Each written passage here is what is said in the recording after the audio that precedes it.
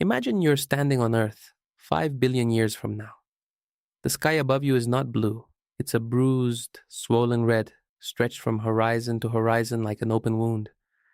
The sun, the same star that once warmed your skin on summer mornings, is now so enormous that it fills half the sky. You can't see where it ends. There is no sunset anymore because the sun never fully sets, and the ground beneath your feet is glowing, not with life, with heat. The oceans boiled away a long time ago. The mountains are melting, and you realize with a sickening clarity that this isn't some alien apocalypse. This is our sun, doing exactly what it was always going to do. Right now, today, if you walk outside and look up, the sun looks perfect, stable, eternal.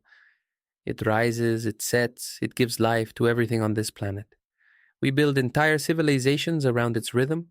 We set our clocks by it, grow our food under it, write poetry about it. It feels permanent, like it was made for us.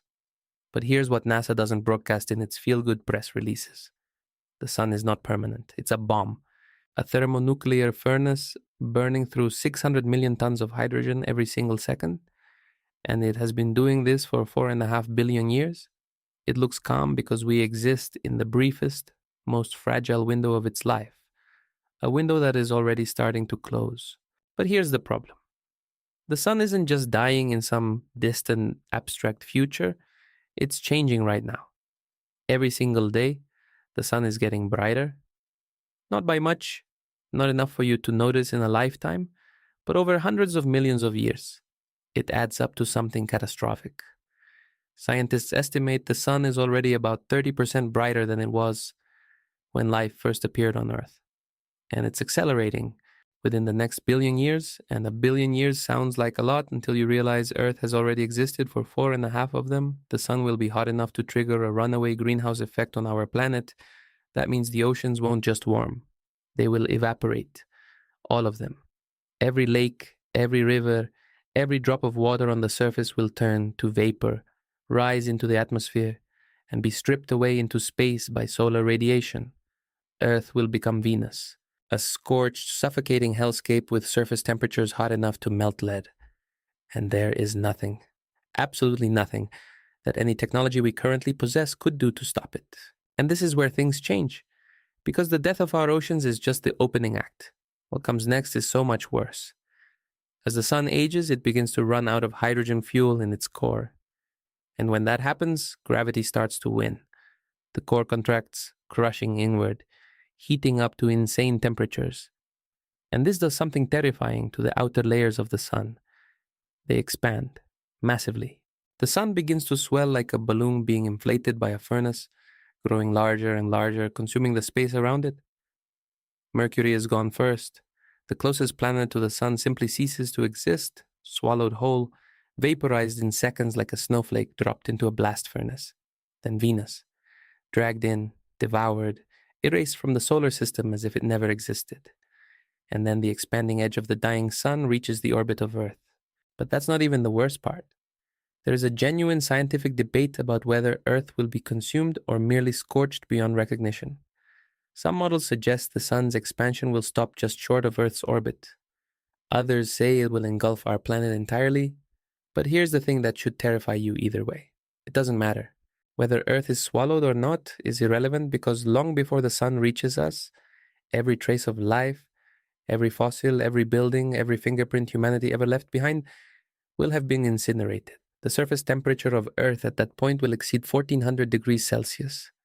That's hotter than lava. Stone will flow like water. The atmosphere will be stripped away layer by layer. Earth will be a naked, molten rock orbiting inside the outer atmosphere of a dying star. And this isn't science fiction. This is the confirmed, peer-reviewed, mathematically inevitable future of our solar system. But it gets worse. Because the sun doesn't just expand and stop, it becomes unstable.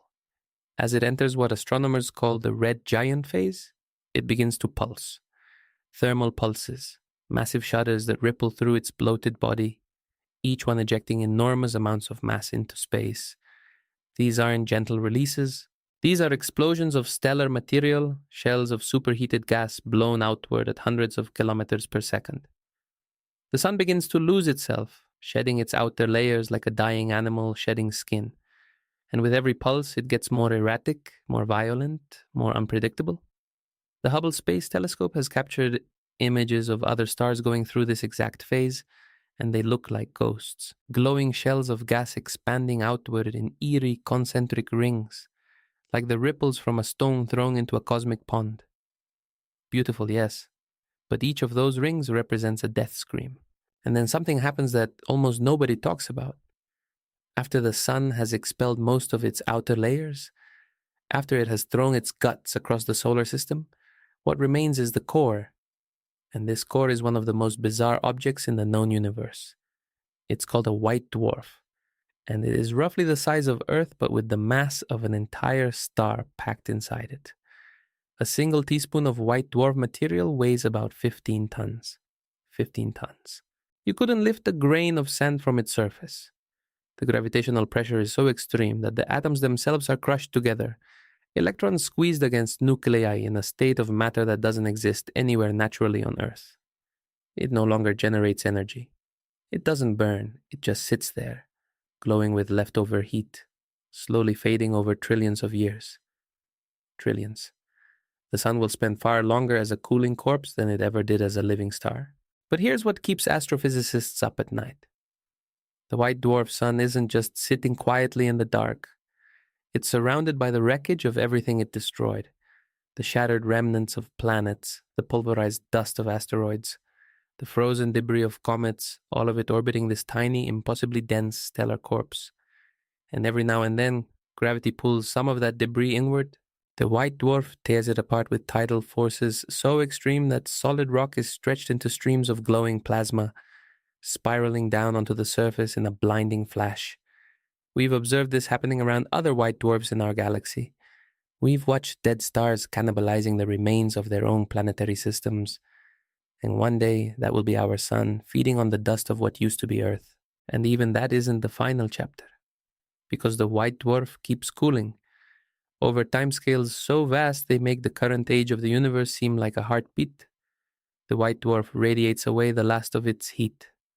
It dims from white to yellow, from yellow to red, from red to a deep, barely visible infrared glow. And then eventually, theoretically, it goes dark, completely dark. What's left is called a black dwarf, a cold, dead husk of a star, invisible against the blackness of space, emitting nothing, reflecting nothing, just a chunk of degenerate matter drifting through the void for eternity. No black dwarf has ever been observed, not one. Because the universe is not old enough. It takes so long for a white dwarf to cool completely that in the entire 13.8 billion year history of everything that has ever existed, not a single one has finished dying. The sun's death is so slow that the universe itself hasn't had enough time to witness the end. The Voyager probes, launched in 1977, are still out there, still drifting through interstellar space, carrying golden records etched with the sounds and images of Earth. By the time the sun swells into a red giant, those probes will have traveled so far from home that the sun's death will be invisible to them, just another faint star winking out among billions. And the golden records, with their whale songs and Beethoven and greetings in 55 languages, will still be intact, floating through the dark, carrying the memory of a world that no longer exists, orbiting a star that no longer shines. This is what the sun's death really means. Not just the end of a star, the end of the only place in the known universe where anything ever looked up at the sky and wondered why it was there. Every question humanity has ever asked, every answer we've ever found, every moment of wonder, of terror, of love, all of it exists because one unremarkable star in one unremarkable galaxy burned at exactly the right brightness for exactly the right amount of time. And that time has an expiration date. The sun was never ours. We just happened to exist during the brief, improbable moment when it was warm enough to allow us. And one day that warmth will be the very thing that destroys us. Not with malice, not with intention. The sun won't even notice. It will simply do what stars do. It will burn, it will grow, it will die. And everything we ever were will become dust, orbiting a cold, dark ember in the endless indifferent silence of space.